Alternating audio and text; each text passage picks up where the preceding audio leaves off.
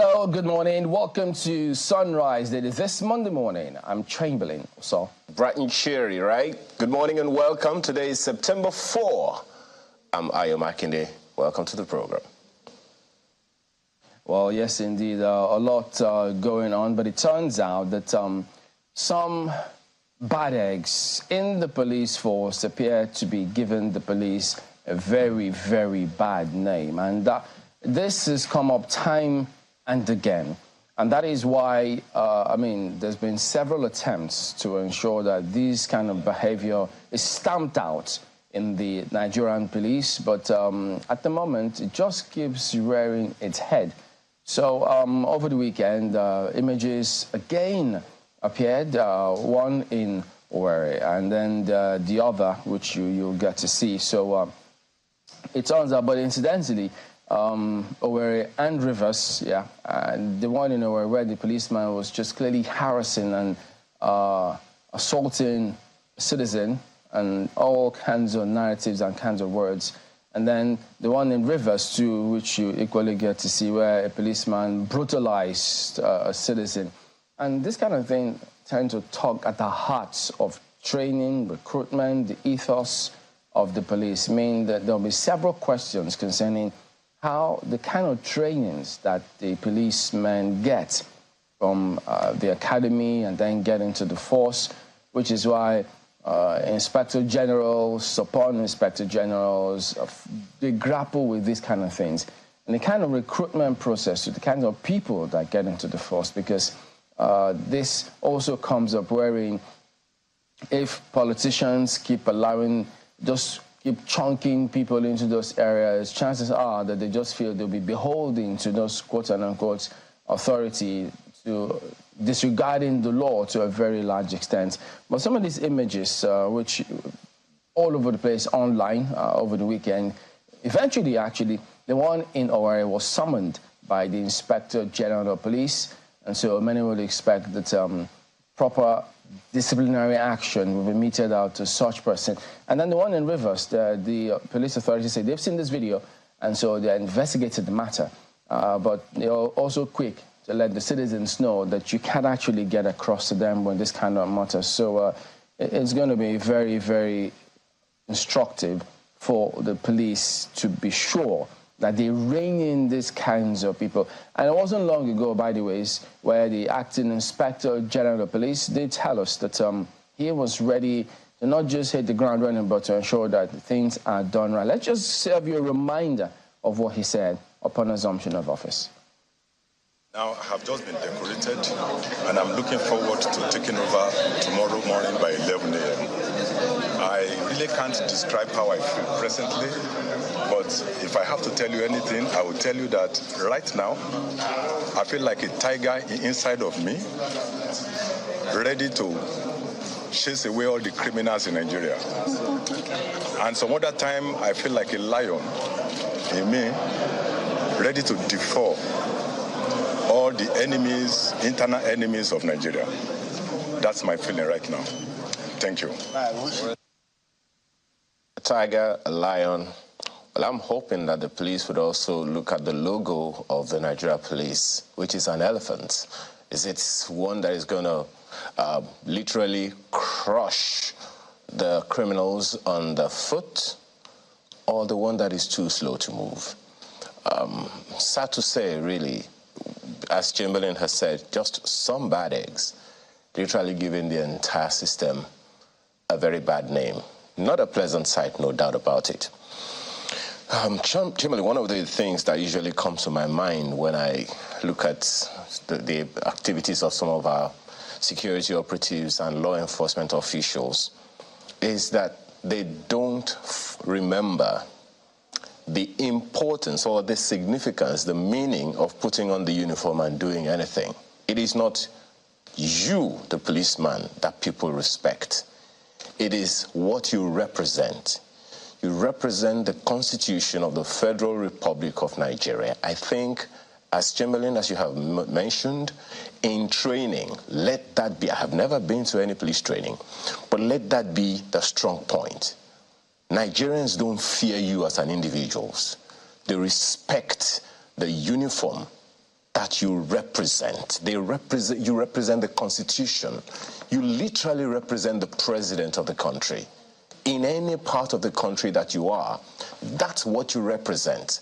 People are not afraid of who you are. Even if you have a gun, a mob action will definitely get to anyone. And it's, yes, I mean, we know it's something that happens all over the world. But not since 2020, for God's sake. Not since NSAS, not since all of those issues. Much of which was always about the people themselves, the Nigeria police, the welfare of the police. We know that these things are there. But can someone please call every policeman, every soldier, every representative of a state or federal government agency that Nigerians do not fear you or respect you? Nigerians fear and respect the Constitution of the Federal Republic of Nigeria, the coat of arms of the country. That is what you represent. That is what you go out every day to service. That is what you are projecting, and that's what people fear. So when people see you behaving below par, it most certainly is hugely embarrassing, hugely shameful, and very, very unexpected. Look at this situation on our hands. I mean, I find it difficult, Chamberlain, to put words into how these kind of things will happen. Well, some will call it jungle justice, some whatever it is that we're going to call it. And there, what they call the SOPs, standard operating procedures. Do we also say that the police is subjected to jungle justice? You have faces, you have families, you have wives, you have husbands, you have children as well. If Nigeria is going to get any greater, it's a collaborative work. So yes, glad to know that the IGP has lent his voice and is making an attempt to do something. Can we begin to feel the impact of those animals that are raring to go in the heart and mind of the IGP now, so Nigerians can have that confidence again? The second thing that I'd like to say about that, Chamberlain, is the need for collaboration with the states, not just on paper, not just in theory, not just in what they call gentleman's agreement or understanding, but in actual action, where the federal government and the state governments are actually seen to collaborate in ensuring that these things do not happen. A situation where the governor of a state, who we call the chief security officer of a state, has to wait for a memo from Abuja, how many kilometers away, just before a constable could be disciplined. Sometimes it calls for caution. And I don't even know the words to use here, so please, let's revisit that logo again. I prefer the ones that the IGP said was rearing in his head. Can we put that on the logo as well? And let's have quick action. And let's have some real collaborative work that will instill confidence between the people and the police. That and many others, Chamberlain. Well, yes, indeed. And as a matter of fact, if you actually listen to the police officer, the inspector of police, who was caught on camera, on tape in Owerri, how he was just shocking, and it tells you where that policeman's, where his head is, what he's about. Because when you hear what he was talking about, because eventually when you go to the IGP's office and that other images, which was also the Force Public Relations officer, you see him standing there. Just they played back his video for him to see in that particular clip. So he's now, the Force Public Relations officer says he's been handed over to the Provost Marshal for necessary disciplinary action. Not this one. This one is in Rivers. This is not Owerri. So the one in Owerri was just a separate scenario entirely, which eventually you also got to see that one there. So we're looking to see how that eventually is addressed. All right, so we'll go ahead now and take a moment, and we'll be back with you with a look at some of the dailies in a moment.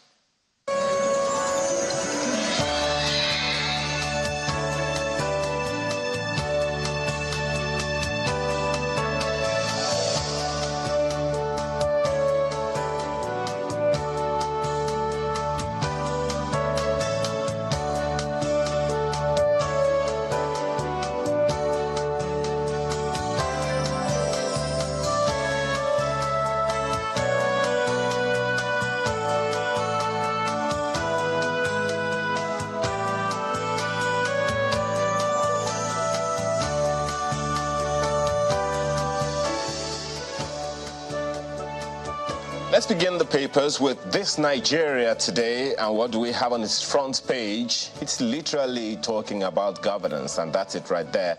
LG funds disburse resources directly to third tier of government. CSOs, lawyers charge FG berate governors. Diversion of ecological funds, crime against humanity, says Falana. Stories on page 2. Of course, we talked about this time and again. We also had conversations around this last week, and we know where this could be coming from. That attempt that was made by the federal government in the previous administration to ensure, that the states do the needful in this regard. Of course, we know and we understand the opposition to all of those, but hey, that's what you have on the front page now. So how will this happen?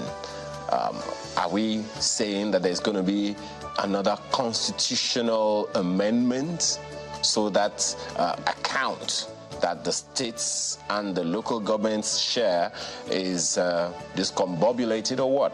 I guess we'll wait to see. That story, you'll find the details on the inside pages. Right under that picture on the front page, UK granted 132,000 visas to Nigerians in first half of 2023. That's according to the envoy. Whoa. Okay.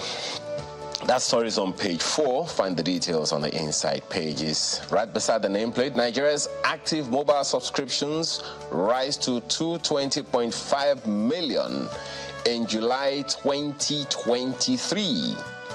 220.5 million active phone lines. Interesting. How many do you have, by the way? That's this Nigeria this morning. Abuja Inquirer today, and they are leading with the second runway matter. You know, there was a lot of back and forth. And actually, look at what it says here. How Wike resolved 15-year tussle. That's how long this is taking at the moment. And so you just get to see what this is talking about here today. And then FCDA kicks over compensation. A lot of money has actually been voted for this. So if FCDA is kicking over this compensation, you may want to find out why that is the case. So, but it's all here for you to just go ahead and take a look at that. Yeah, they've got several other areas, but subsidy removal, transportation, food supply, top FCTA intervention. A lot of focus as well on what are states doing? What templates do they have, upon which they can ensure that residents and citizens in their state get these palliatives? Because if it's just to distribute rice and oil and beans, okay, I wonder what the thinking is. Because if that is done once, it's gone. What next? Perhaps they'll have more answers than we do know at the moment, because it's thought was basic that everybody knows now. But maybe there's so many things that we don't know yet. So we'll keep tabs of that. That's Abuja Inquirer today. The newspaper this morning is looking at cybercrime as its lead story. And what does it say on the front page of the Guardian newspaper? Cyber criminals exploit weak regulations to harvest data and defraud Nigerians. That is definitely concerning. What's happening to this whole conversation about harmonization of our data system, centralizing the data, ensuring cyber security and all those things? Well, let's hope that this story on page 6 will give you the details, and look at the avenues through which your data are being harvested, through POS terminals, through online transactions, through betting sites, through debit cards, through phone apps. Oh dear. Well, that's it right there. The details are on the inside pages. NLC insists on strike despite government's overtures as new tax regime commences. Find that also on page 6. I find this one interesting on page 3. FG gives ultimatum to illegal miners, targets 50% GDP contribution. Now, why is this interesting to me? As at last year, I think towards the end of last year, the value of solid minerals underground in Nigeria is put in the region of hundreds of trillions of naira. Hundreds of trillions of naira. That's the value of what is buried under the earth in Nigeria. And as at that time, from information available, we're not even harvesting we're not contributing up to 1% to the GDP from solid minerals in the country. So when the federal government is giving this ultimatum, one of the questions that I'm saying, look, you have 30 days. For God's sake, I was looking into that story and looking for where states have a role to play. So far, it doesn't look like there is any decisive position or role for states to play. I would have thought that's one way to go because, hey, the authority of the land is with the governor of the state, but the things under the ground is with the federal government. So shouldn't there be some kind of collaboration? Well, that, I hope, is something that the Minister of Solid Minerals will be looking at. Right under the nameplate, hiking fees, fresh worry over dropouts, out-of-school children. The understanding we have is that the student loan program will kick off this month. Let's hope that will stave off this fresh worry over dropouts and out-of-school children. That story, by the way, is on page 4 of the Guardian newspaper. That's the paper today. Then Daily Times is next here this morning. Palliatives distribution. Adamawa residents slam Fintiri. So you may want to find out why this is the case this morning. But look at the writers. I think it may just shine some light on that. Alleged fraud in rebranding foodstuff with photograph inscriptions. Accuse him of vendetta. Opposition parties supporters... Okay, I'll go on that one. Opposition parties supporters totally starved. Mom's the word from state government. And these are the things you don't even want to crop up. You never want to hear that. This is the kind of consideration that informs this distribution of palliatives because it will be appalling. And beyond the impact or the essence, the meaning of that word really, because the thing is, if you go ahead and do this, you're only going to stoke a lot more problems just for yourself and for the government across the board at large, because you will have an army of disgruntled people. If every state were to go this way, you have an army of disgruntled people who are feeling the economic crunch, and there's no holding back of such people. If this were the case, if this really, that's a conditional if. We're hoping that that's not, because if by any chance those who they've given to distribute all of this are going this way, then they need to step in and be sure they investigate properly and ensure that the right things are done. The economic crunch knows no political party. Hunger knows no affiliation. So they need to ensure the economy is supposed to fix it for all. So I'm hoping that this will not be the case. And then you see at the bottom strip how Emefiele messed up in Nigeria's economy. People will suffer many more years. That's a quote. I think it's part of this story. So you may need to put that in proper context when you do take a look at that. That's Daily Times today. Talking about dailies, look at Daily Trust this morning, and it is speaking perhaps in the same sphere as the Daily Times newspaper this morning, but look at it on the front page. 2022 flooding. Farmers decry expulsion from 1.5 billion naira relief materials.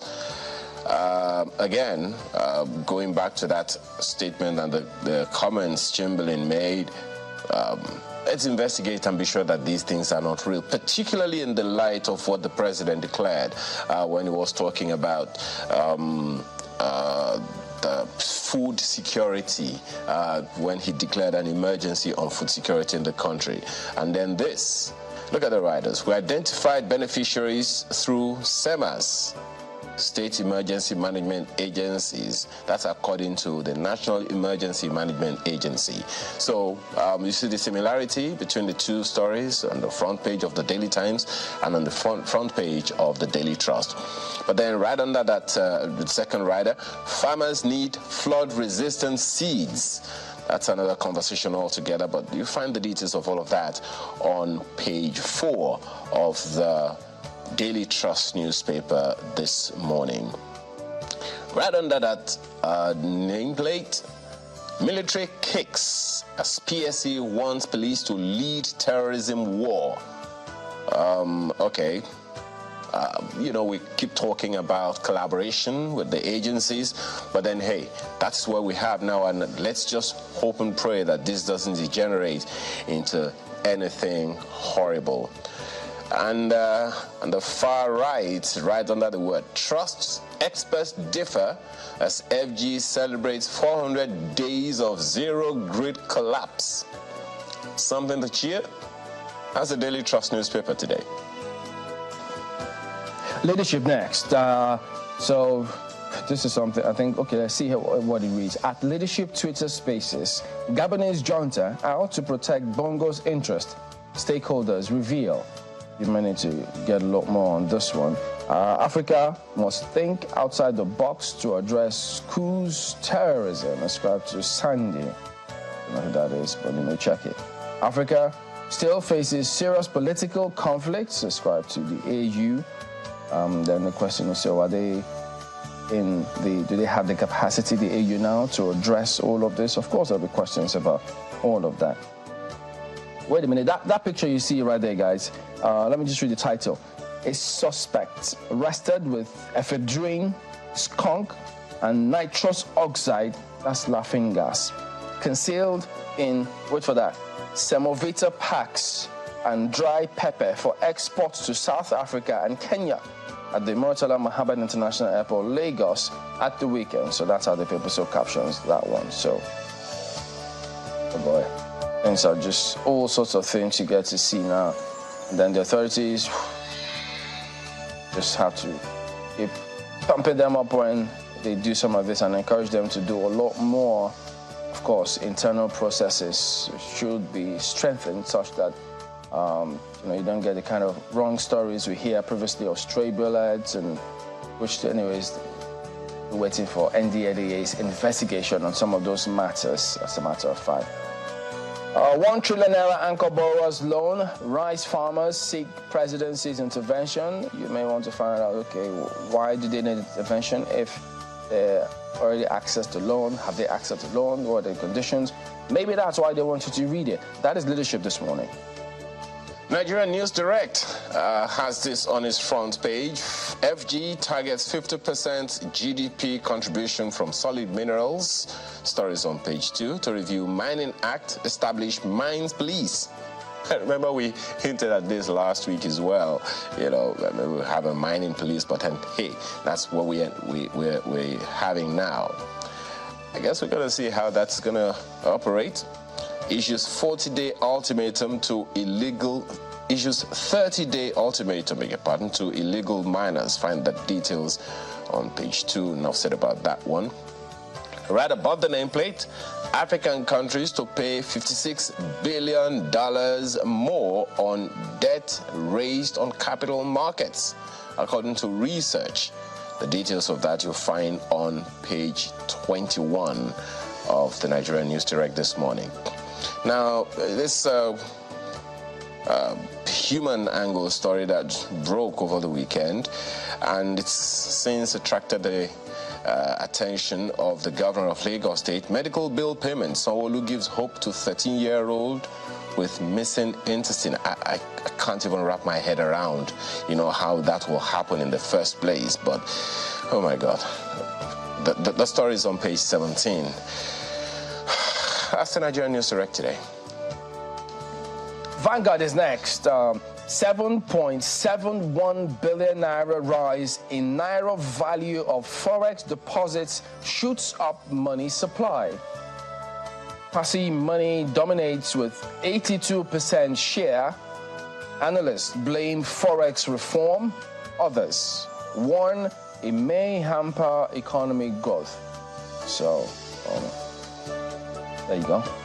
Out there for you to see. So, let's see, this may also qualify as part of efforts to stabilize the policy. FG to establish Solid Minerals Corporation, eyes 50% contribution to GDP. Out there for you. And then above that particular one, Zamfara shuts 8 cattle markets over insecurity. So that's part of what we're also going to focus on here today, developments in Zamfara, and by extension, how it affects different parts of the country. So that's just what you get to see. And then let me just add this. Nigerians lack confidence in justice system. NBA laments. Oh boy. Okay. That's Vanguard this morning.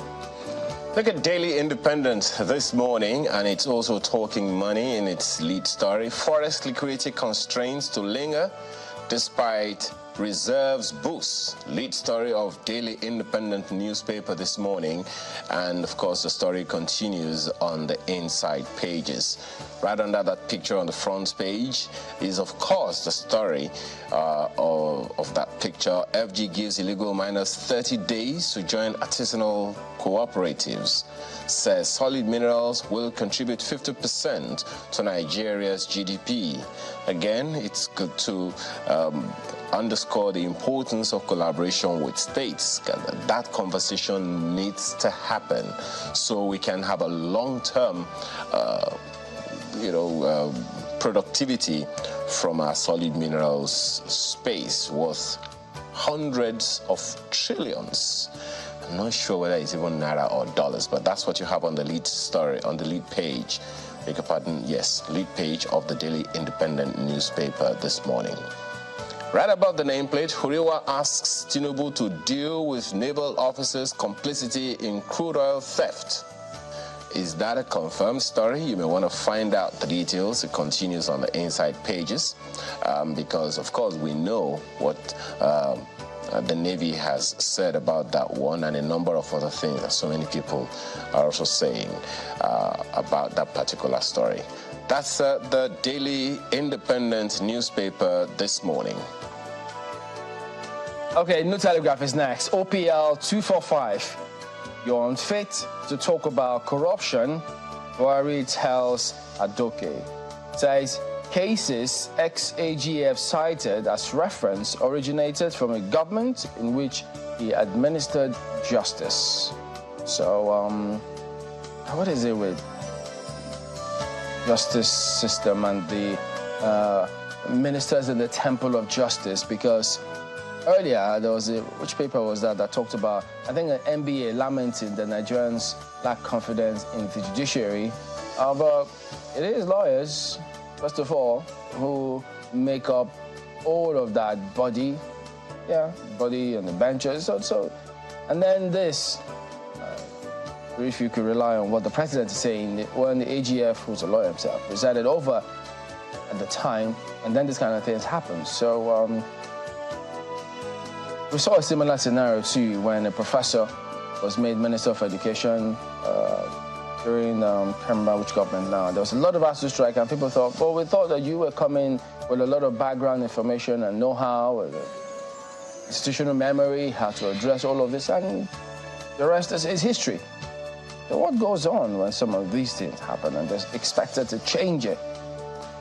Well, that's what you see here, so who knows? And then this should be equally interesting. Revenue. FG mulls single window option to block leakages in MDA. So I know we've spoken severally about the single window option with customs, ensuring that the scenario is cleared so that goods are cleared in very quick succession without staying months in the port. So this single window, it's about a national single window wherein federal government will automate or digitize, initiate designs to bring greater efficiency in the way the MDAs collect funds. So it will be interesting to see how the harmonize all of this, and probably it may fit into the quest to address multiple taxation and the likes. Who knows? Who knows? But that's what you find here. That's New Telegraph this morning. And if we can take a quick look at the Nigerian Tribune, on its lead page this morning is also a Buhari story. I was on a rescue mission that's ascribed to the former president, blasts Aduke over P&ID Ajaokuta claims. And the details of that on page 3. And right above the nameplate, FG targets 20 trillion naira annually from tax revenues. To review 6 trillion naira tax incentives given to entities, says $3 billion Afrexim bank loan on course. The details of that you'll find on page 6 of the paper this morning. Several other stories on the front page for your pick.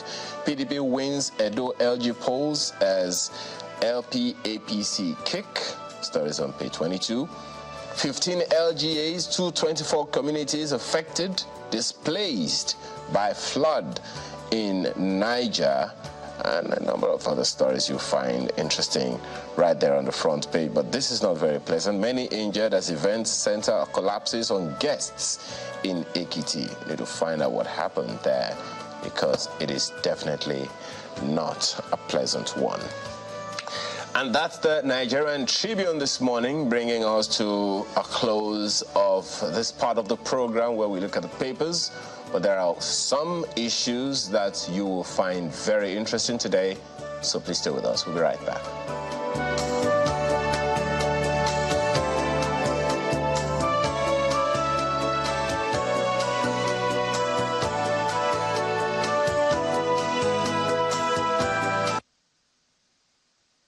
Thousands of young men and women drawn from the 23 local government areas of Kaduna State converged on the police college in the state capital. The new recruits, who were selected from their respective communities after a careful integrity test, are here to undergo training preparatory to their enlistment into the Kaduna State Vigilante Service. For a state that has been grappling with insecurity orchestrated by bandits and kidnappers, the presence of the governor, Senator Obasani, at the training ground underscores the importance its administration attaches to the security of lives and properties of residents of Kaduna. We are highly delighted, and we wish to applaud you in this giant stride you are taking. I think this is a laudable effort in view of the numerous security challenges not only in Kaduna State and across Nigeria but the whole globe.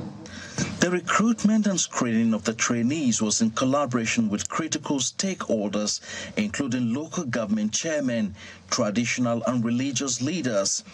Governor Sani believes this initiative, apart from being a major step towards restoring security and development in Kaduna State, will also provide jobs for the youths. The commencement of this training is a major step toward fulfilling our promise to the good people of Kaduna State. In our administration's blueprint, we are committed to strengthening the manpower and overall operational capacity of CADVIS. I must, however, warn that when you are eventually enlisted into the service and you start carrying out your duties, you must desist from violating the rights of the citizens.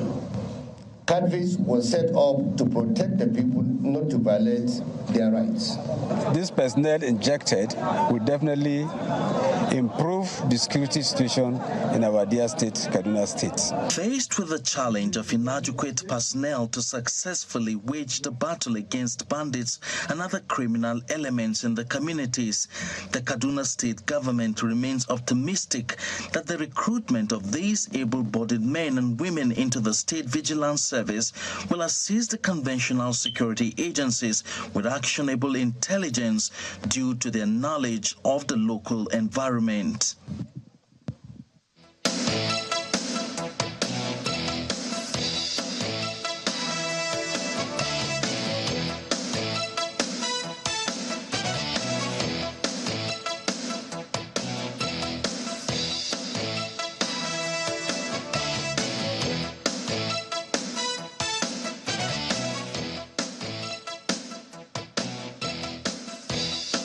Welcome back. Well, yes, indeed. Talking about the youth corps.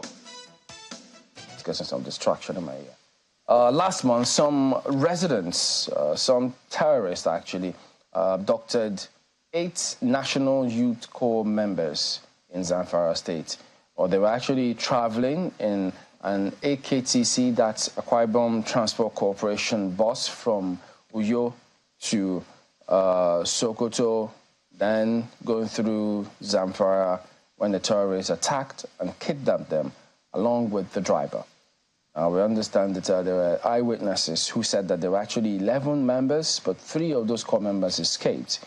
Then at the moment, we understand that some things are being done to see how they can be rescued. But also, in response to that, the Director General of the NYSC, Brigadier General YD Ahmed, has held separate meetings with the heads of security agencies in the state, and that's to discuss over what can be done, how they can all go ahead and be rescued. So that statement was put out by the NYSC themselves. But this morning, we're joined by Mr. Emmanuel Ete, who is a parent of one of the kidnapped corps members. So he's just going to tell us what's been going on, because at the moment, they say, look, they haven't gotten a word. Terrorists don't seem to be talking to the NYSC. So many people are in the dark about what is going on. Good morning, Mr. Ete. Thank you for joining us today on the program.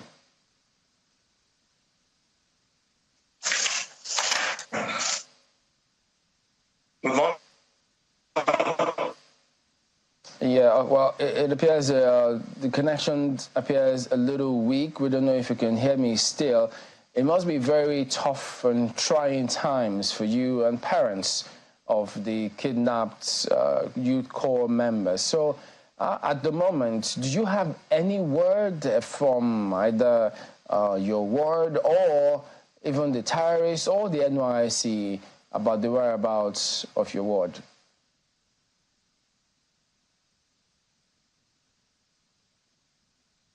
Okay, I can't seem to hear anything. So, I can't seem to hear anything. We'll sort that in just a moment and bring that back to you. But here in the studio, so I've got Dr. Sani Abdullahi Shinkafi, who is the former chairman, Committee on Prosecution of Bandit-Related Offenses. He joins us here. Good morning, and thank you for coming on today on the program. Good morning. You know, just trying to imagine what the parents of those kidnapped persons will be going through. It will be a harrowing experience, and just so many questions making the rounds now. Yes, they say the DG of the NYSC has met with several security agencies, terrain that you know pretty well. But in terms of how this kind of operations go on, I know you've spoken time and again about this kind of thing. So what is it exactly that we're missing here? How this it still seems to be festering? Terrorism, kidnapping, again coming through from Zamfara. It's a terrible situation we're facing in Zamfara and also in the northwestern region. These NYSC corps members were mobilized to Sokoto State for their national mandatory annual national mandatory youth service, and on their way en route to Zamfara Highway, their bus was intercepted by the terrorists. And 3 out of the 11 corps members escaped. The driver and the 8 corps members were taken to the bush, and their vehicle was abandoned. But what I've heard, that the police were able to tow the vehicle and is now under police custody. So the issue of this banditry, the government or the federal government must declare state of emergency on security in the west and the northwest region, and most especially also in Zamfara. If they do that, what will change? How will it affect anything? You see, there is a lot of root causes of banditry in Zamfara. And there must be a drastic action to make sure that the issue of banditry, terrorism are being reduced to the barest minimum level. I have said it time without number. The military, who are in the forefront of the fight against terrorists and the criminal element in the country, are overstretched. They are under-equipped, understaffed, and under-trained. If you look at the total military force we have in Nigeria, we have not more than 230,000 put together, the military. The Air Force personnel are only up to 18,000, and the Navy, 25,000. Then if you look at the police, which are in charge of maintenance of law and order and internal security, are not up to 400,000. And look at the size of the population. So there is need for border control. There's porous border. There's high level of corruption in the border. These terrorists cross the border from Niger, Chad, to come with the arms and ammunition. So if I could just understand a little bit more. In other words, you're telling us that these terrorists are not entirely Nigerian. Let me say that 70% of the terrorists are indigenous. 70%. 70%. Then maybe 30% are aliens.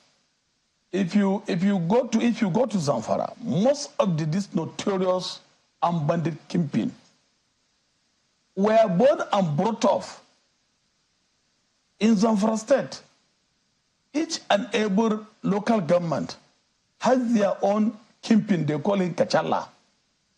We have 14 local government. All these 14 local government are under siege of armed bandit. Armed bandit hold the power there. They are more powerful than the local government chairman. They are more powerful than traditional rulers. So how is governance going on in the states? The governance is very tedious and very cumbersome, because the problem we have faced, or we are facing in Zamfara state, the first armed banditry attacks or armed banditry come in force 2009 in Anka and Maru along Dansadao border. That is the background of the banditry. So the banditry come up as a result of many factors. There's a lot of root cause of banditry. Corruption on the part of the security, corruption on the part of the judiciary, corruption and extortion from traditional rulers, forest reserves, grazing reserve, cattle route, farm settlement were indiscriminately taken over. This is hydro-headed, but in terms of the corruption component, I don't understand it. Is it that the bandits are bribing police, judiciary? What do you mean by that? If today a bandit is arrested, maybe the security personnel who arrested the bandit, or the vigilante, or the locals, they call the NSAK, when they arrested them and take them to police, because police are responsible for the prosecution, not the army. So when they take them when army sometimes arrested this bandit and took them to the police, then before the people who arrested this bandit go back home, the bandit may even arrive before them at home. Then there will be a reprisal attack. They will revenge. So what there will be a counter attack and reprisal attack. So what, do they bribe the police to get them released, or does somebody do it on their behalf? Well, I cannot precisely bribe, but I'm telling you there's a high level of corruption. Yeah, but what did you find out? You had a committee that investigated this matter. We have found out that there are some even security personnel, military personnel, who have been compounding this problem. Because some of the rusted cattle, sometimes you see even we indicted a military personnel rusty cattle. He used to load this rusty cattle and sell it to another livestock market in Jibia. It's in the report. So, okay, we'll talk about a little bit more. Particularly, you also mentioned the judiciary, several other people, but just a moment. I understand we do have, we reestablished connection with Mr. Ete, who is a parent of one of the kidnapped youth corps members. Mr. Ete, can you hear me now? I can hear you. Good morning, sir. Okay, good morning. So it's really a tough time for you as a parent. I can hear you. Yeah, it's a tough time for you as a parent. We do understand it, along several other parents and the country at large, because nobody wants to be in this kind of situation. Not any country, no one whatsoever. But what can you tell us now? Have you gotten any communication from anywhere whatsoever? Well, it's very devastating because as a parent, I'm very disappointed by government. No one is talking about or ask questions since this incident happened. Security agencies are not caring. NYSC leadership shows no concern. And everyone is behaving as nothing happened. Every activity is going on. And keep on asking, is this the type of government we want to belong, our country? Is this the type of security we can feel safer with? NYSC invited these children out from their homes to Sokoto, and if anything happens, I'm expecting some level of commitment from DG of NYSC, which has failed. Nobody cares to call the parents. Nobody discussed about it. After flagging it on the news, everybody went away. And we are here, no communication. We don't see our children, and everybody keeps quiet as if nothing happened. So sometimes I wonder, and even ask security agencies, Safara, what is their obligatory responsibility in such a situation? Because as at now, everyone is boiling. People are asking questions. We are expecting the government to act, but they fail. We expect a lot of questions, but nobody seems to ask, and nobody seems to address the nation or the parents of what happened. Where about the children, what the government is planning to do, or what they are doing to free these children. And that's the state we find ourselves now. Well, tough to hear. We did get across to NYSC in Zamfara, and then they referred us to the HQ, saying, well, they are the ones who can speak on the matter. But there's also word out there that some sort of ransom is being demanded, that they contacted the parent. Did that happen with you, for instance?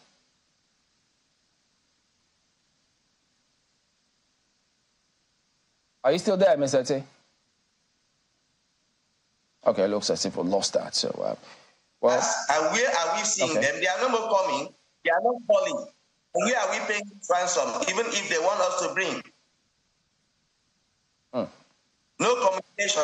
I'm sorry, I didn't get the initial part of what you were saying. Did they demand ransom from you, the terrorists? Yes, from initial states, they caught them. They demanded a call for ransom. But since that time, they are no more calling, and nobody communicates, and we don't know what to do. Even if we are to pay the ransom, where are we paying the ransom to? And how are we paying it? And we need a government to intervene, to ask questions, but nothing comes up. Well, that's clearly a tough one. But just hang on, Mr. T. But Dr. Sonny, in this kind of matters, doesn't the state security agencies, don't they have any role? Are they helpless in this kind of matter? Well, the security agencies are not helpless. During the last administration, I knew what the governor did. You know, in this type of situation, you have to apply two parameters: kinetic and non-kinetic approach. If you say you use total military action to rescue a kidnapped victim, then there's going to be a serious collateral damage. But what I know, there are some repentant bandits. Who in this type of situation, if it arose, then the government will now approach them on non-kinetic approach. Please go and talk to these your people. Release the social people. and the government is not going to pay even a dime as a ransom. So a lot of people were scared during the last administration without paying even a penny. But some of them proved so stubborn because some of them, as I have said, are not from Zamfara State. Yeah, but before we talk about the rescue, what about, I mean, what was done when you were there? Because, I mean, the state's authorities know that this is a haven, that anything can happen. Is there no measure? During the last administration of Dr. Bello Matoale, you know, he has initiated a peace dialogue. And through that peace dialogue, those who are embrace the dialogue, it is through those who embrace the dialogue, then we now talk to them, we talk to their people. So some of them, through even such situation, they used to even repent and surrender their arms. More than these locally made guns, AK-47, a lot of arms and ammunition were surrendered by repentant bandits. So in this situation, I don't know the present administration, what they are doing in rescuing this type of situation. Because this is a very devastating situation. It's horrible and terrible situation. Somebody leaving from Akwa Ibom en route to Zamfara, going to Sokoto for National Youth Service, and their bus is intercepted by terrorists. It's highly worrisome and devastating. Sadly. So anybody who's a parent who finds his children in this situation, it is a serious situation and highly devastating. Mr. Tay, I know you've spoken about lack of communication on the part of the NYSC on this matter, but could you help us understand this? Was there any advice to your ward in terms of when to travel, when not to travel? And is it true that they were traveling at night? Well, I might not know what happened actually when my daughter returned with a call-up letter signed by the DG that she was posted to Sokoto. So she went to AKTC Park that same day.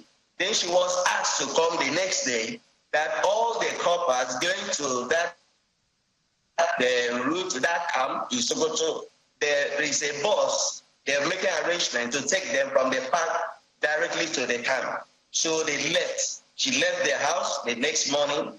Then we kept on communicating. So that same night, she told me they were stopped over at Abuja, where they slept. The next morning, they took off to Sokoto. So I spoke with her last about 3 p.m., which the day they left Abuja. From that time, around 5, when I called back, the phone was switched off. So it was a Friday, around 7 p.m., I received a call calling me that my daughter was in their custody. So I tried to call back, the phone was not going. So since that time, the next day, they called back again. I spoke with my daughter. So what I told them was, I asked her to keep calm, that I will call them back. From that moment till now, that phone has not gone. And I could not communicate. I've not heard from her. I've not heard from anybody. And the NYSC expected some level of commitment, calling parents, telling them, or I also expected to address the nation, the state of these children as at now, or what they are doing to free these children. So, but no calls come, nobody cares, and everything seems as nothing happened. So it's worrisome. It's worrisome. All right, well, we'll just go to break now, but we'll come back and get a lot more on this matter. For instance, I mean, for those who may have repented, don't they volunteer information in terms of how people can react, what to do in this circumstance? That's part of what Dr. Shinkafi will be talking to us about when we come back from this break. Stay on with us.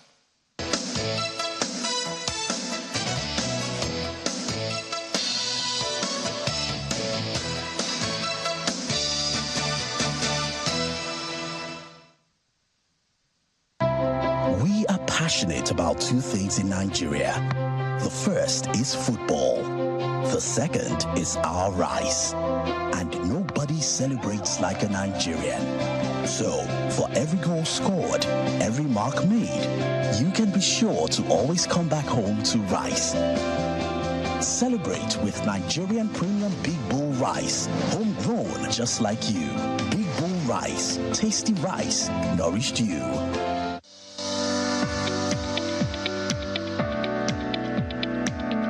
The Duchess International Hospital caters to every aspect of the family's health needs. A one-stop shop for maternity and child health services, emergency medicine and critical care, medical and surgical subspecialties, dental and eye care, and a range of other subspecialties and services, all available at a single location right here in the heart of Ikeja. And it really doesn't matter if you're paying out of pocket using your HMO or private insurance. We focus completely on providing that world-class affordable healthcare for all the family at all times.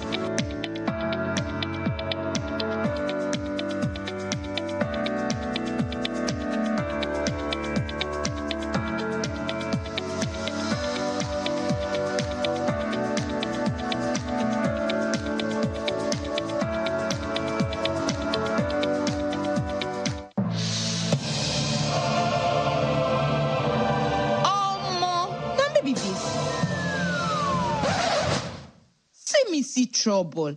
So today, I thought I should treat myself as salary just enter. I ordered my food and was looking forward to demolishing all the orishi. Baby, for serving. Are they run? Oh yeah, time to pay rich now. Food where you never pay for. Now here my card begin acting. Hey. You know what? You know what? Okay. After debiting me, it's like this one wants to find my trouble. Say premium dragging.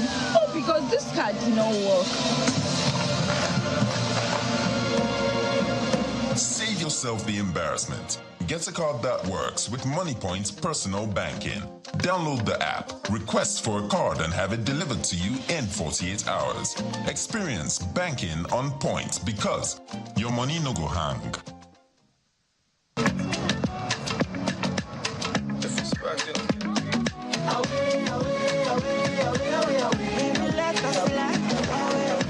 When you sweat, you lose ions too. Reach for Pocari Sweat, similar to your body fluid. It is easily absorbed and rehydrates you faster. Replenish your ions with Pocari Sweat Ion Supply Drink.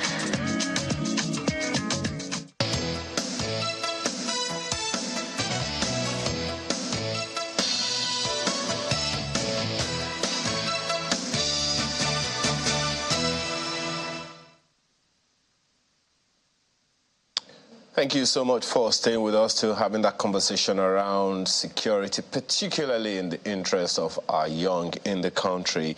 And we've been talking to two gentlemen, but, unfortunately we do not have Mr. Ete, the parent of one of the kidnapped victims. Again, I wanted to even raise an issue about the distance, between Akwa Ibom and Zamfara State.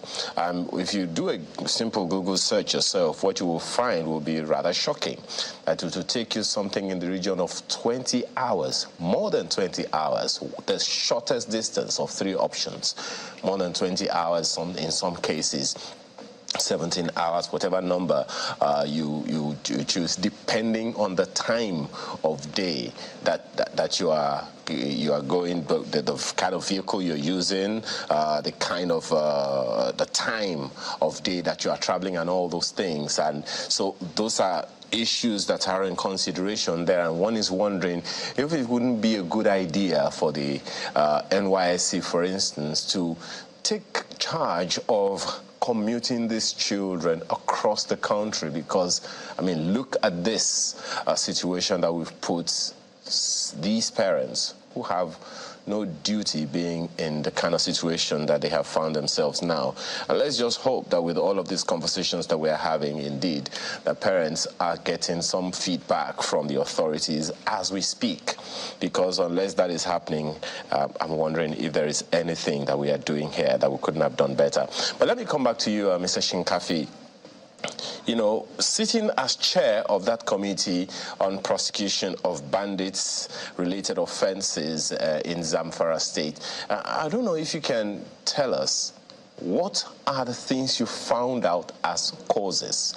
Now, that may sound trite, it may sound stale, it may sound like we've been talking about it forever, but perhaps that will also give some sense to people about what is happening. Are the causes political? Are they economic? Or are they what you know, the police has once called commercial criminality?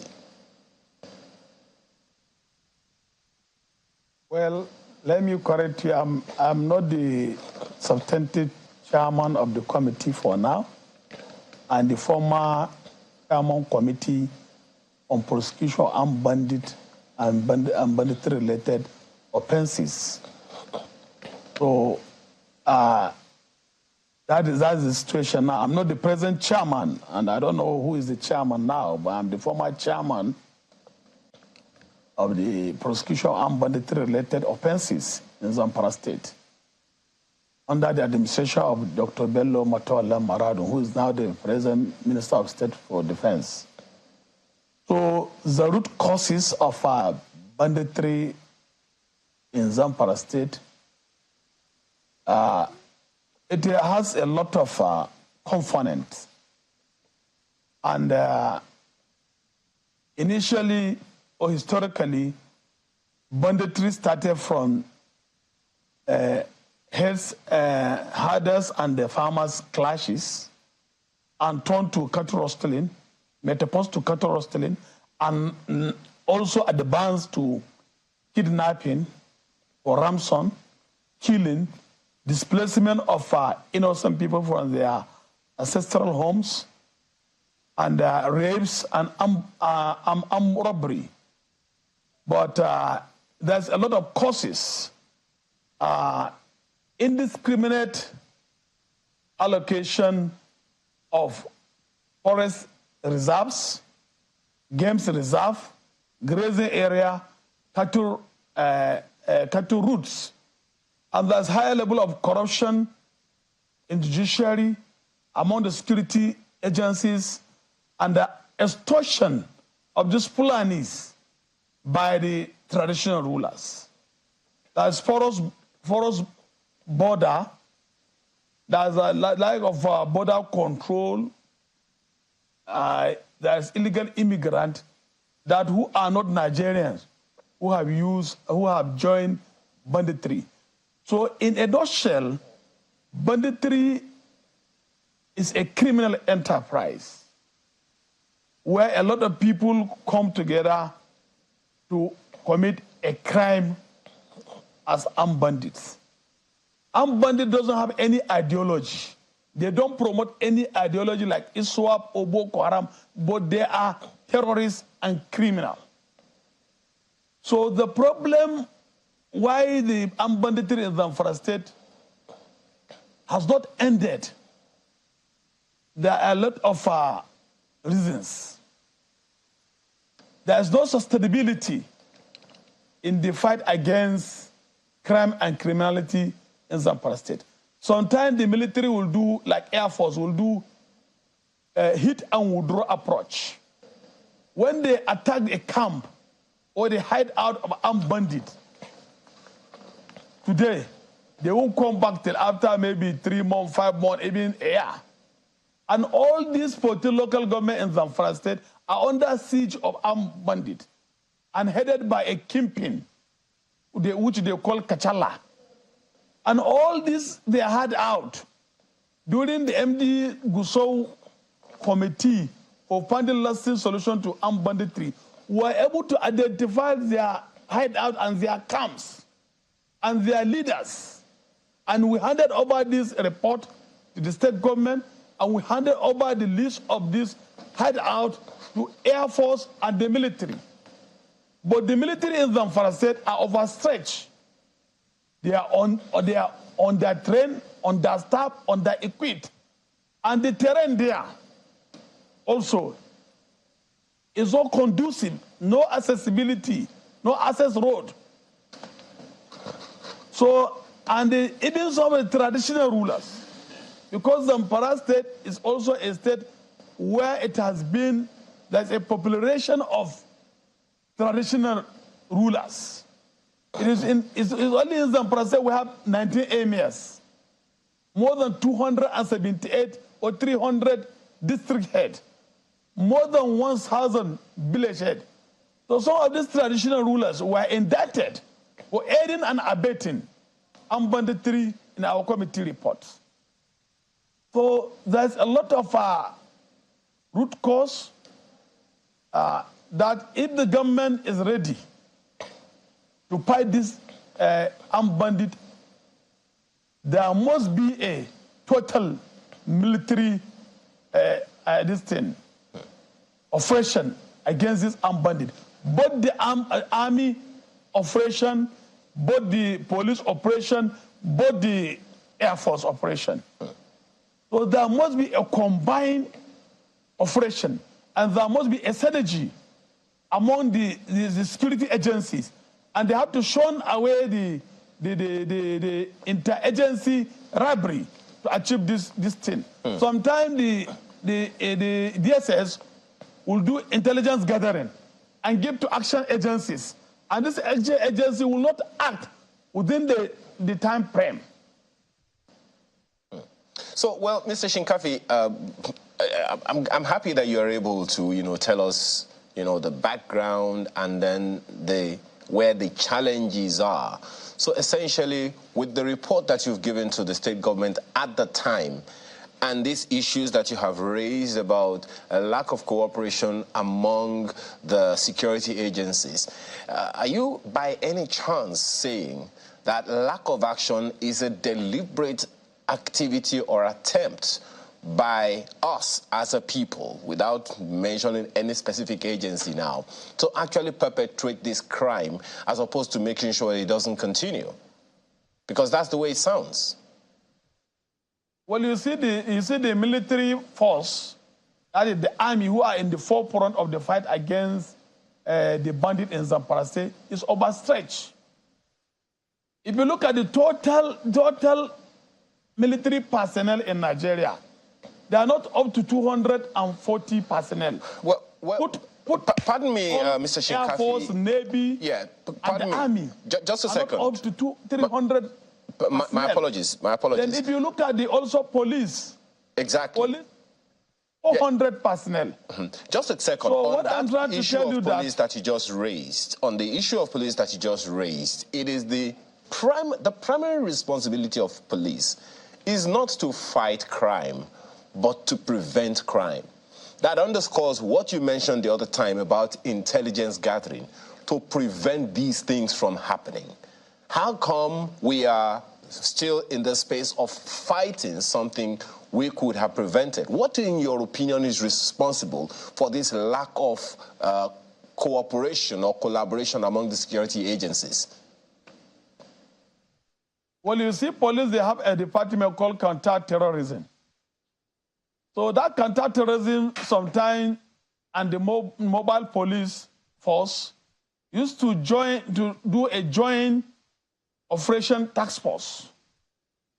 And if you look at the total numbers of security personnel in Zamfara State put together, they are understaffed, and they are under-equipped and under-trained. So this is the point I'm trying to raise. And like Shinkapi, where I come from, and the Zulmi local government share border with the Niger Republic. So there is population of small and lighter arms into Zamfara State through the land border. Well, Mr. Shinkafi, and the part of the go ahead, please. Go ahead. Part of the constitutional responsibility of the military, in accordance with the section 217, subsection 1, that the Nigerian armed forces are charged with the responsibility of protection of territorial integrity in our land border, in the sea, also on the airspace. So this porous border crossing the immigration and the customs, some of them even are also aiding and abetting this banditry because of the high level of corruption in the border. So these are the problems. Yes. Also, you see, Sokoto share boundary with the Niger Republic, Kebbi share boundary with the Niger Republic, and Katsina share boundary with the Niger Republic. And this is one of the epic center. Well, this also raises another question. And let me very specific to you. Okay. Zamfara is the epic center of banditry, but banditry in the northwest, all these 5 states, Katsina, Kebbi, Sokoto, Kaduna, and the Zamfara state in the northwest, including Niger State, we share boundary with Niger State. This state are under siege. Last Friday, worshippers were attacked in a mosque. 7 worshippers were killed in Saya in Ikra local government in Kaduna State. Well, Mr. Shinkafi, I'm calling on Mr. President to declare state of emergency on security. Well, most certainly, so many issues to raise in the conversation that you're having with us this morning. But how do you respond to this also? Not too long ago, we heard, from the Minister of Defense that mining activities is also a reason fueling insecurity in the Northwest. Some say that because of the multi-billion naira illegal or legal mining activities going on in Zamfara State, that some of these insecurity issues are supposed to divert attention from the real criminality, which is this illegal mining. Is that something you can confirm in any way, manner, shape, or form? Well, illegal mining contributes to the insecurity in Zamfara State. But the illegal miners were banned from mining by the last administration since 2019. The real miners who have license, who have mining lease, were banned from mining, were suspended. Mining activity was suspended by the last administration. But now the bandits who are in their hideout took advantage of the ban. And the bandits also engaged in illegal mining with the foreigners. People from Burkina Faso, from Mali, from Chad, took over this site. But when the legal miners are mining in their site before the ban, they used to seek for security protection in their mining site. But now the mining activities who are the legal miners abandoned their site, and their site were taken over by these bandits in collaboration with the foreigners. So that is why I'm also blaming immigration for liberation of this immigrant. All right. Well, into Nigeria. Yes, we've since had Mr. Emmanuel Ete back, who is a parent of one of the kidnapped core members. Mr. Ete, again, sincere. I don't know. I don't even know how to feel about what you're saying. I mean, to us so far. But I mean, you said you haven't heard anything from any security agency so far. I'm just wondering, can you confirm whether or not, are you in touch with other parents or guardians of other core members who are in the same space as you? Are you hearing anything from them? Is there anyone speaking to any one of them that you may or may not be aware of?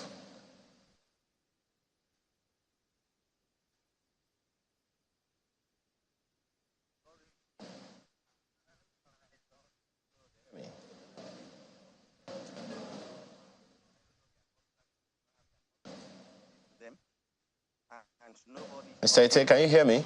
So that will be difficult for now. So I didn't quite catch much of what you said. Could you please go again?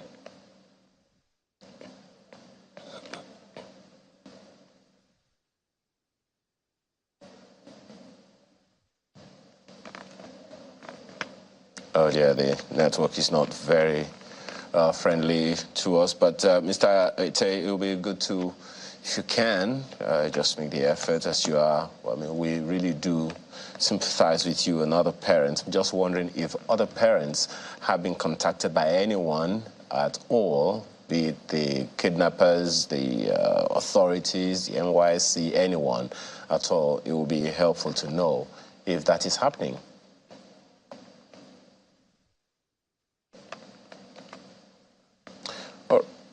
All right, well, let's come back to you, Mr. Shinkafi. So, this situation right now that we're talking about this kidnapping thing. It's not the first time. It's been happening over and over again. I mean, you've also spoken to some of these things, and it would seem like insecurity is manifesting itself in different ways, manners, shapes, and forms. But the most troubling of all of these, for me, is what you said about us having information that a crime would be committed and no one does anything about it timeously. At whose desk do we put this particular information? Well, after the compilation of our report, the report was handed over to the governor, and the governor will have made some recommendations, and the former governor have taken steps to implement the recommendations. Some of the traditional rulers were indicted in that report. Some were dethroned and taken to court. And also, from 1999 to 2019, all the land allocated, the palm lands, the grazing reserve, the forest reserve, the cattle route, which were indiscriminately allocated by the traditional ruler, all the land were revoked by the previous administration. It's one of the measures. And also the governor come out with this dialogue. Some of the notorious bandits were able to repent and surrender their arms and ammunition, and they were reintegrated into the society. But with the present situation now, there's a serious resurgence of this armed banditry and other criminal element in the state.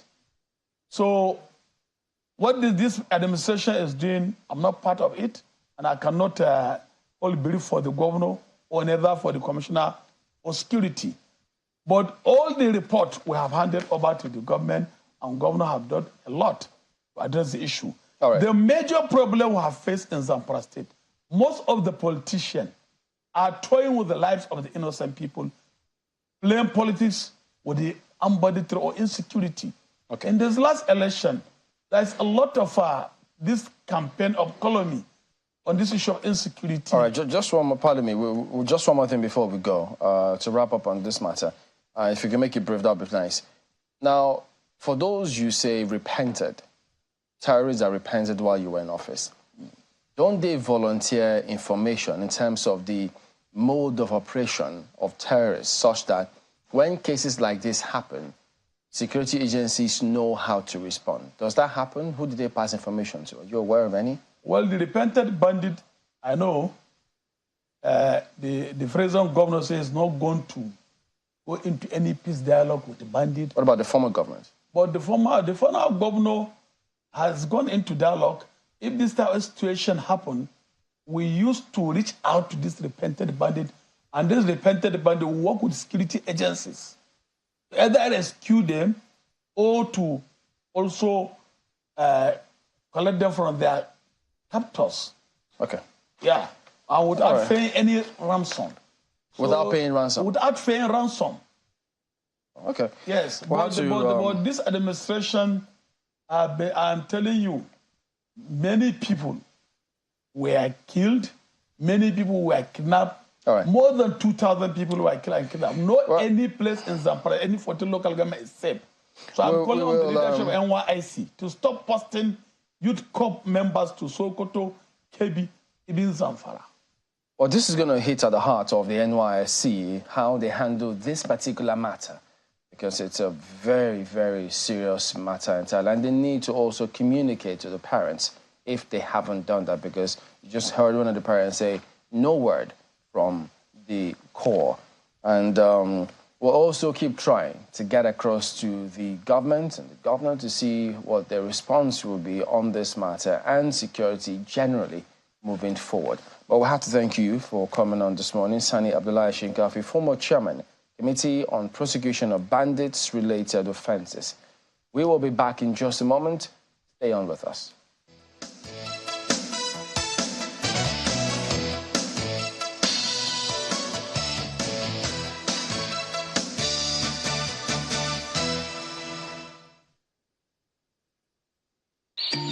Now, let me tell you about Safari Valley Eco Resort, the first of its kind in West Africa.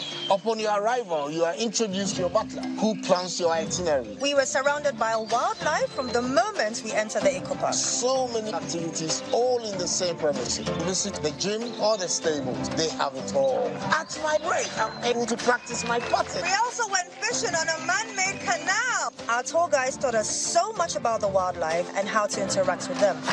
They used only electric vehicles here. This creates a serene environment. I'm told it's over 1,000 acres. My cabin here sits on 2 acres with a large terrace space overlooking my private swimming pool. Now this is royalty. They have their own farms, thousands of fruit trees. I can also have my lunch here at the waterfall. Quite a beautiful place you have here. Visit Safari Valley Eco Resort in Ghana, bringing you closer to nature. To give the confidence that only comes from knowing you are fully sorted. To show up for you just when you need a hand.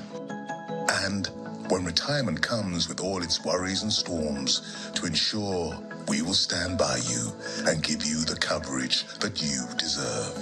Make the perfect choice. Choose PAL Pensions today. PAL Pensions, your pal for life.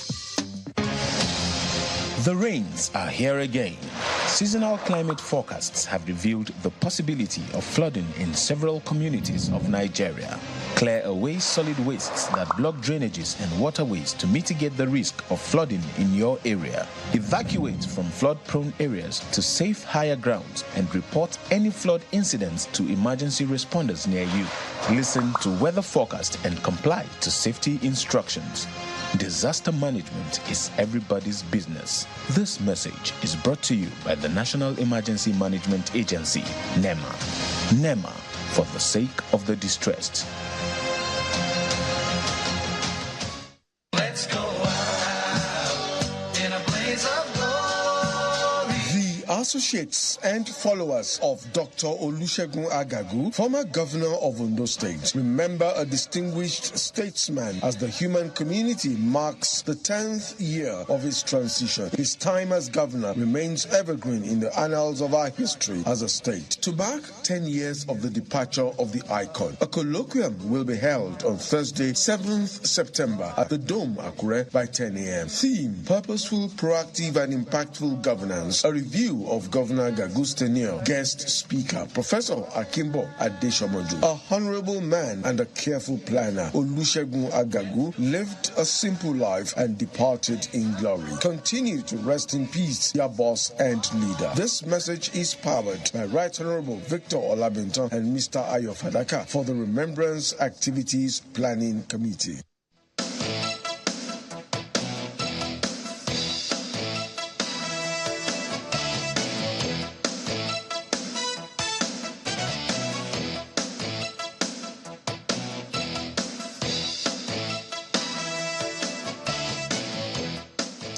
Thank you for staying with us. Just before we get into that conversation, let's remind you of something that started in 1981, which the Lagos State government is finally crescendoing today.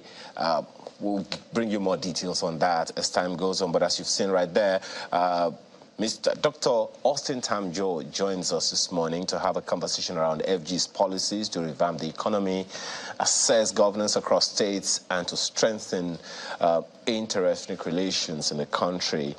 He is former Commissioner for Information in Rivers State. Thank you so much for joining us this morning. Thanks for having me. no doubt, a good number of people have been talking about the federal government's policies, and depending on whose side you're on or what side of the divide you find yourself, opinions are as divided. What do you make of those federal government's policies to start with? Well, you know, the campaigns are over now. The government is in place. The cabinet has been formed. So we can't be talking about promises anymore. This is exactly the phase when campaign promises must now be implemented. The Tinubu campaign had a slogan, renewed hope. So at this point, after the elections have been conducted and the campaigns are over, actual governance begins. And so what Nigerians are expecting at this point in time is how we need to transition from slogans, campaign slogans, to make renewed hope, an actionable governance doctrine. So, for instance, Nigerians will be looking for what renewed hope means in education. On a sector-by-sector basis, what does it mean in education? And I imagine that, renewed hope in education should mean increased access to education, completely rethinking our educational infrastructure to make sure that the president works with state governors to completely rethink, the emphasis on credentialism and certification. How do we make sure we'll bring back, skill acquisition into the debate so that when people leave school, they are not looking to get jobs, but they are looking to create jobs for themselves and create jobs for others. So we want to also see, for instance, what renewed hope means, in the power sector. What it has to mean, as an actionable doctrine, has to be to increase access to power supply, uninterrupted power supply, so that the productive base of the economy will have power in order to work and create jobs. What does renewed hope mean in healthcare delivery? What it has to mean, if you really want to change the material circumstances of our people, is to make sure there's improvement in primary healthcare delivery system across the country. The president has to work very closely with the state government because, as you know, in the final analysis, the over 200 million Nigerians that we have are scattered in all the 36 states of the Federation. So the president cannot do it alone. He has to work in close synergy with the state governments and the local governments. So what does renewed hope mean in practical, actionable terms? I think that's what Nigerians will be looking out for. And I'm actually very glad that you started by talking about the need, how crucial it is for the federal government and the states to collaborate, without which we will not at all have the kind of impact that we desire to have. The federal government, for instance, one of the programs that has already been declared is food security, an emergency in the food security sector. And it definitely spoke about areas in which the federal government will purchase or acquire, property or landed property from the state to conduct these programs and all of those things. And then, of course, in that same space, he's talked about palliative distribution to the states, 5 billion each in cash and in kind and all of those things. But, that collaboration, how strong would you say it has been historically, and what must change now to make it as strong and as effective as it ought to be? Because, we all know what has happened in the palliatives distribution, for instance. Once you hear palliatives, the mind of many goes back to 2020 and the things that happened at the time. And then, but generally, in terms of collaboration, how strongly do you think they have been over the years, particularly in terms of legislation and actual implementation? Historically, the collaboration hasn't been good. As you know, during the Buhari administration, for instance, there was a great deal of discussion about palliatives, especially during the COVID-19 crisis. And what we found, especially at the level of the states, was very pathetic, very unacceptable. If you want to be blunt about this, frankly, there is hardly any kind of administrative or legislative oversight that happens at the level of the states.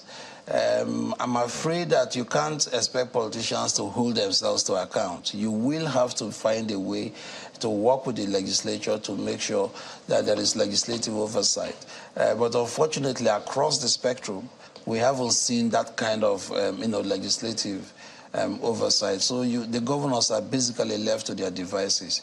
And unfortunately, civil society is fragmentary and weak in this country to the point where, civil oversight is not also strong. So what I would suggest, since we are talking about a new dispensation, is for the president to make it very clear, send a strong signal to the state governors that, look, you have direct administrative jurisdiction over the states.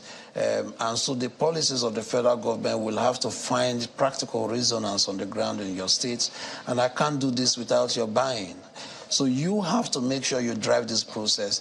I think palliatives, should be understood in a much more complex way than simply, distributing bread and beans, in local governments, mainly to party faithfuls.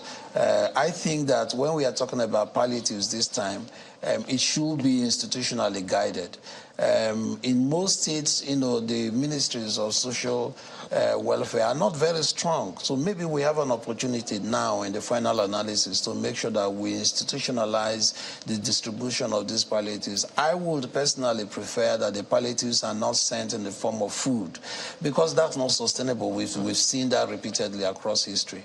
So what I think is that the palliatives, 5 billion naira, I understand that they are about to send to the states, should be invested in primary healthcare delivery systems, should be invested in education, should be invested in visible, sustainable projects rather than simply, given a few packets of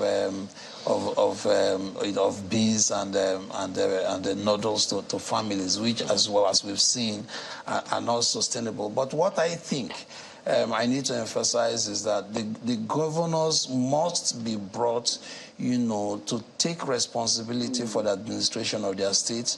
I have been in government, and I can tell you that there is very little oversight that happens at the state level, and I think that has to change. But if it doesn't change, the very best intentions of Mr. President may not find actual manifestations on the ground in the states. And I think sometimes we get it wrong by placing disproportionate amount of attention to the federal government without realizing that the state governors actually have direct administrative responsibility for the people that live in those states. And so the states remain a very weak link in terms of execution of impactful projects.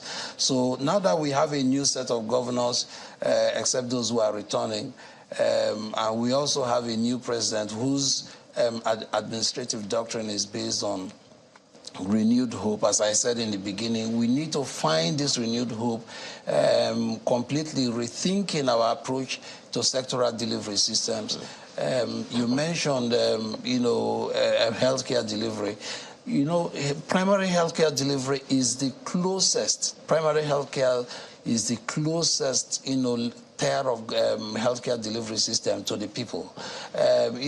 Before you move to the secondary and the tertiary, we need to find a way to make sure that there are impactful policies that can change the material lives of our people. Nigerians are going through a lot, and I think that the expectations are very high. This government cannot afford to drop the ball, and I think there's a commitment to change things on the ground. Allow me to stay with this states conversation for a bit. And I'll give you a few instances to which you can speak. We once interviewed an ex-governor of your state, Governor Wike, and one of the things that we asked him was, look, how come when the intervention projects of the NDDC are going to happen in oil-producing states that the governors are not aware? I mean, isn't there supposed to be some kind of carry-along system where you don't go into a state to execute any project without carrying the state government along. And of course, he talked about the fact that that conversation doesn't really happen. That's on the one hand. On the other hand, you just also cited the fact that when things are coming from the federal government to the states, a good number of times the states, rather than take initiative and actually do what is expected, they kind of politicize it. An example is what's on the front page of the Daily Times newspaper this morning, where Adamawa residents are alleging a fraud in rebranding foodstuff with the photographs of the governor and accuse him of vendetta. Of course, the governor hasn't said anything, to that. And that's just two of several examples.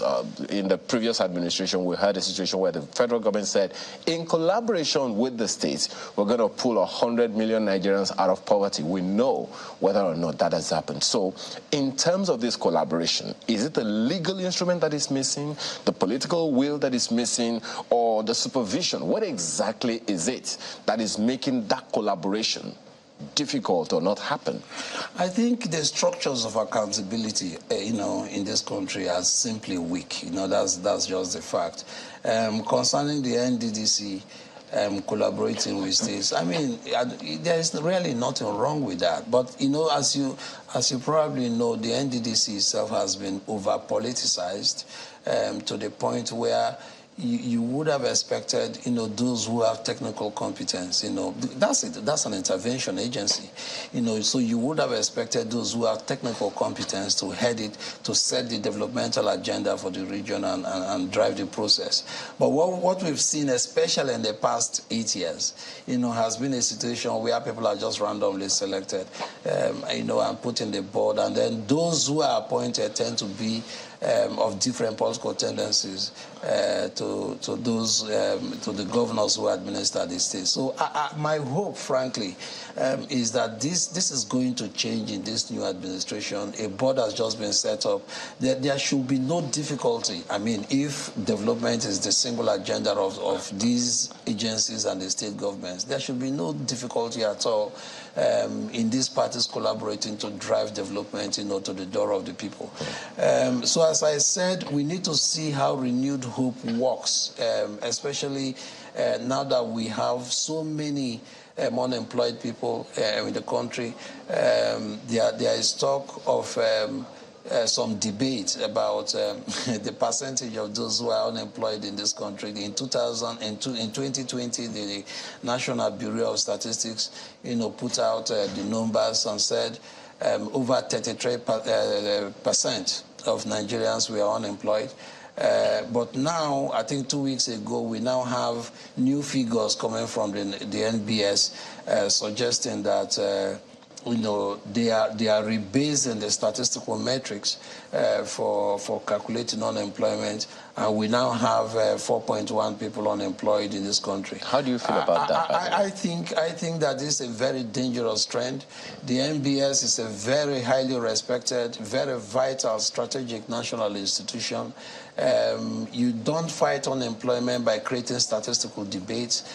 What we should be looking at is a situation where we recognize that we have a lot of young people who are unemployed, and the government, the president has made it very clear that he's not looking at statistics so much, he's looking at how to create employment. The president, at least as I understand it, the president appears to have a keen awareness of the kind of unemployment crisis that we face, and he's made that very clear that he's going to make employment provision a very key target of his administration. The government cannot do it alone. I presume they will work with enterprising Nigerians and the private sector. The finance minister, in his first press briefing, also placed a very important emphasis on job creation. So I think that the folks at the NBS should be very careful, not to create an unnecessary statistical debate about unemployment. The unemployment figures they are presenting are not only ironic, but laughable, because it suggests that Nigeria has far more employed people than France. So these things can, in the final analysis, actually erode the kind of credibility that the NBS has always been been known for. So my suggestion would be for those folks at the NBS to be very careful and not take political sycophancy to the NBS or politicize the National Bureau of Statistics, because that's a very strategic national institution. The figures that they put there are supposed to be believable and close as possible to reality. The figures that come from the NBS are used as a basis for policy formulation, not only by government here in the country, but also by investors. So we have to be very careful not to politicize such a very serious public institutions. Well, Dr. Tamjor, just one moment. Let's go back to 42 years ago when the conversation around what the Lagos State government at the time called the Metroland project began, but now it seems to have come to a head. Our correspondent Dare Idowu is right there on the field and at the location of where the launch, the official commencement of the Lagos Blue Rail Line will kick off from today. Well, Dare, if you can hear me, what's the update? Can you give us a quick background? You know, how far so far? What are we looking forward to today, particularly about this Lagos Rail Mass Transit Program? I can hear you clearly, and I can tell you that the day is here. Any moment from now, the governor of Lagos State will be here to take this particular ride. You can see the train is set, or the trains are on the track, ready. This is the exact station where the then President, Muhammadu Buhari, was. He launched this particular project in January. And what we're expecting today is that the governor will take this inaugural ride from the Marina station to Mile 2. We don't know how far, we don't know how long that would take us, but it's a 13-kilometer ride. Let me give you a bit of a background, just like you have asked. Downstairs, there's a whole lot of activities, drumming, dancing, a lot of officials waiting for the governor to come. And when he comes, of course, they've spoken a lot about the processes of getting on board this particular train. When you're going to come in as a commercial passenger, there are processes. You get the carry card. You use the carry card. Once you're done with that, you gain access into this particular platform we are at this moment, and you'll be able to take this train. One key part of this entire project is the fact that this train will run on electricity. And there are two questions, especially the key one is about safety. And that's what we're going to talk about quickly right now. If you see, normally most of the trains, especially the one we are having at the moment from Lagos to Ibadan, which is the federal project, runs on what they call the DMU, but this is a different one. It's going to run on electricity. And the tracks you're seeing at the moment, that is why you have an extra rail. It uses a third rail, and that is where the train will generate its power from when we move. But I need to say this. Clearly, Lamata mentioned, the Lamata boss mentioned, that this particular ride and subsequent ride in the coming weeks will be on locomotive, not on this particular, not on electricity just yet. What you are seeing at the moment is the completion of the first phase, which is the 13 kilometers. Once they are done, they said, once they are done with the 27 kilometers, with all the infrastructure, with all the independent grid that will supply this, then the train will be able to run with full capacity, which is expected to convey about 500,000 people daily, and will be able to run on electricity. Well, you've started us out, Dare, on a very aspirational note. It will run on electricity. And you raised a very vital concern of safety. How about security? Because the sustainability of this project is also something that people should talk about. I mean, if anything happens to the electricity infrastructure, most certainly it's worrisome, don't you think? The Lagos State government, in some of the information or the communication they've been putting out in the past couple of days, they've mentioned the fact that they would have security in place, ununiformed men, and they would use the Lagos State Neighborhood Watch men. They will be on ground at every station. Aside that, one key part, the safety part, is that they've cordoned off. There's a fence around the facility, which is, of course, you and I know, 700 votes, 750 votes. It's a high voltage, and there's been a lot of advocacy going out there to warn people against crossing the tracks. They said there will be 300 cameras across the facilities, the terminals, the train stations, the tracks, just to make sure that they monitor everything. Then the track, they said there will be 30 cameras on the tracks, just to make sure that they monitor activities, vandals and all sorts. Even with the construction of the facility that we've seen, there's been some obstruction, there's been some destruction in the past, and they're trying to guide against this. It's not only the fact that vandals can create something dangerous for the public, they can also harm themselves going close to this track. It's a different ball game. It's different. It's the first of its kind in Nigeria.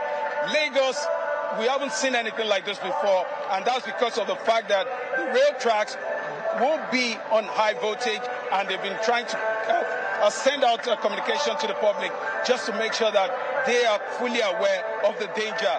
Although it remains to be seen if all this information or the communication the Lagos State government has been putting out are enough to at least guide the public against all the danger they've been warning against. Ayo. Yeah, most certainly something concerning, particularly given the information that you're also confirming to us now. I'm also very excited about what you mentioned when you talked about the carry cards, or is it carry coin? I don't know which one it is. Particularly because the national rail system, people still have to use cash only to board wherever you go. But now you're saying it is purely electronic.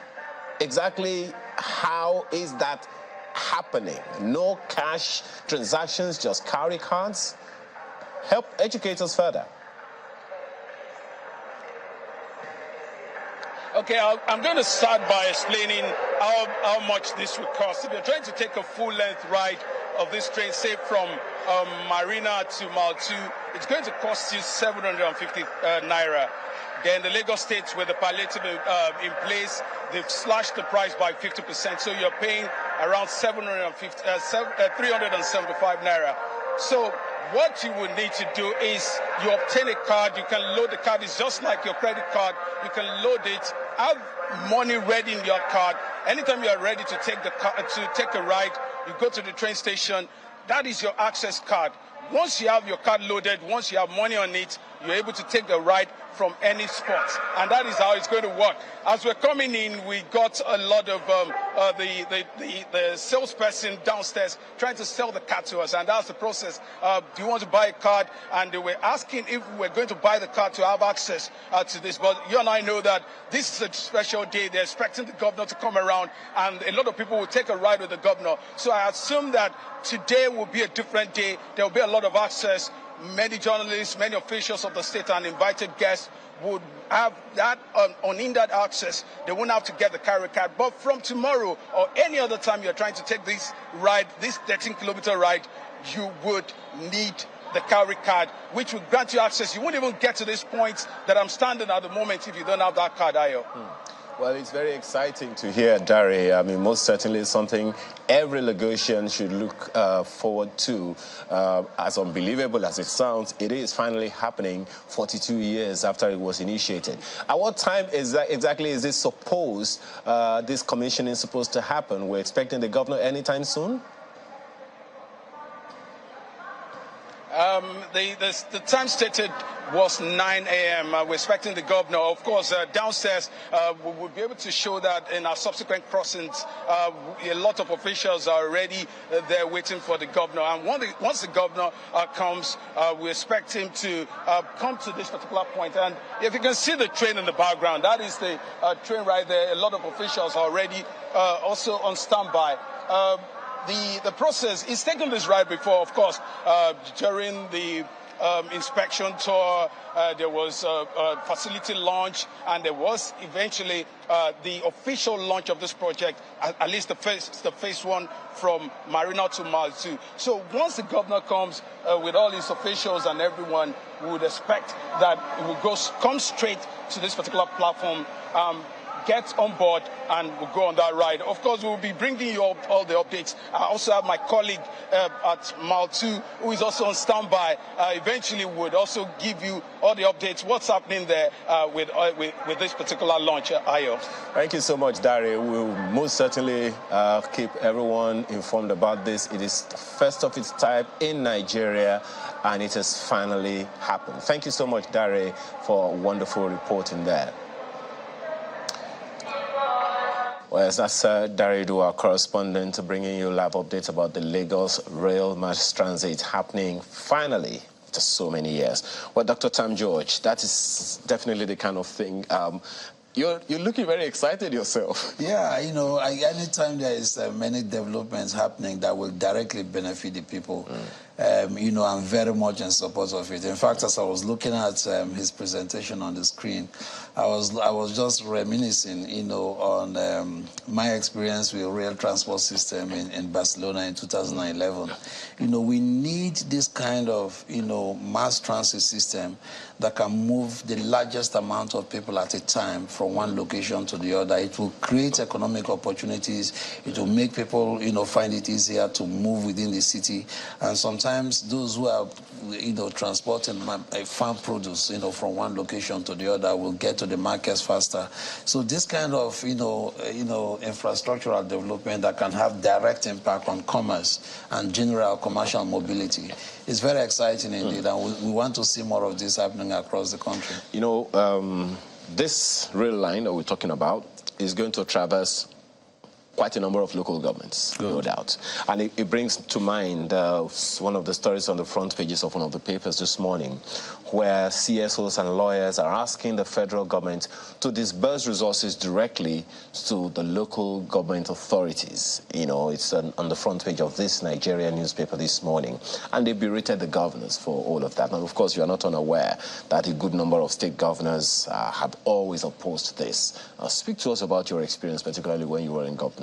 How easy or not it is to engage local government authorities, rather activate local government authorities to work on their own by themselves, the way we had it in the First Republic, the Second Republic, and the Third Republic. Why is it difficult? It's interesting that you ask this question because, you know, ironically, one of the major arguments, you know, for the creation of local governments was the recognition that this is a tier of government, you know, that is closest to the people. And so there were so many agitations for the creation of local governments in order to drive development closer to the doors of the people. But these local governments, especially over the past 10, 15 years or so, have been emasculated. You know, a lot of their funds have been diverted by the state government. This is no secret. I mean, this is happening all over the country. So if they don't have direct funding going to the local governments, and the local governments are then able to, you know, use these resources, you know, in a way that will have direct impact on the people, of course, development is going to fail, and that is what we've seen all across the country. But there are two things here to consider. The first is that there has to be a strong insistence, you know, from the center, from the federal government, to make sure that not only are these monies disbursed directly to the local governments, but that there must be an accounting process to make sure that these monies, when they get to the local governments, are not diverted by the state governors. The president has got to make sure, working with the Accountant General of the Federation and other state institutions at the center, must make sure that these disbursed funds are carefully monitored and that they get to their actual destinations. Now, when they get to the local governments, there has to be a completely separate accounting process to make sure that these funds are actually disbursed in a way that benefit the people. So, unfortunately, what we've seen is that, you know, along the spectrum I just laid out, you know, we have very weak oversight happening, you know, from the center out to the state levels. And when it gets to the states, you know, even when the funds are diverted, we see that very little eventually trickles down to the local governments. And when even the little that gets to the local governments, you know, nobody is actually held accountable for the use of these funds? Do they have development projects? Do they have a development agenda? We don't see these things. So there is a massive dysfunction in the system. And I think that the new administration, the president appears to be very aware of this, and I hope we will see a change. But I can tell you, over the past decade or so, it's been a complete failure of the local government administrations, and the state governors are directly responsible for this failure. Particularly coming at a time when we saw one governor in the southwest receiving adulation, so to speak, from local government chairmen, literally bowing to him to do the needful for them. But that's our conversation for another day, and so many other things to raise with you. Dr. Austin Tam George, unfortunately, we are completely out of time. We have to let you go. Dr. Austin Tam George is former commissioner for information in Rivers State. Once again, thank you so much for your time. Thanks for having me. Well, your own contribution to the program. Let's begin with yours, Treshville. It says, it's good to know that the Lagos Rail Mass Transit will be commencing today. However, we hope they will maintain it and keep it consistent, as it will be using electricity. It should not end like the BRT that are not maintained and consistent. This email is from Babangida Yunusa, who says he's advising the NYSC to stop sending youth corps members to Zamfara State for safety reasons. And then another email on the same matter. This is from Prince Ade. He says the fundamental of the problem of banditry in Zamfara State is illegal gold mine activities. All right, so there you go. That is the show today. We thank you all for watching. We'll get to hear from several other perspectives on the same matter and more. So just keep it locked here at Channels. We'll see you next time. I'm Chamberlain, so goodbye. Have a wonderful day and a productive week. I'm Ayo Makinde. Bye for now.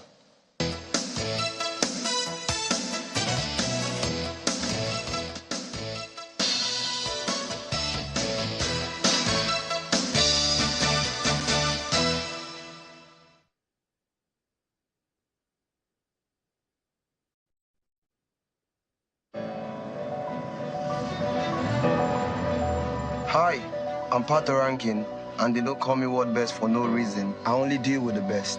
Be it auto or business, 100% claim is always guaranteed.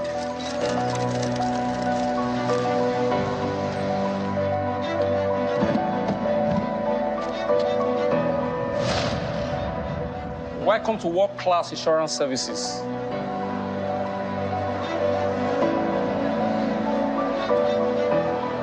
We are Anchor Insurance. Where insurance truly works.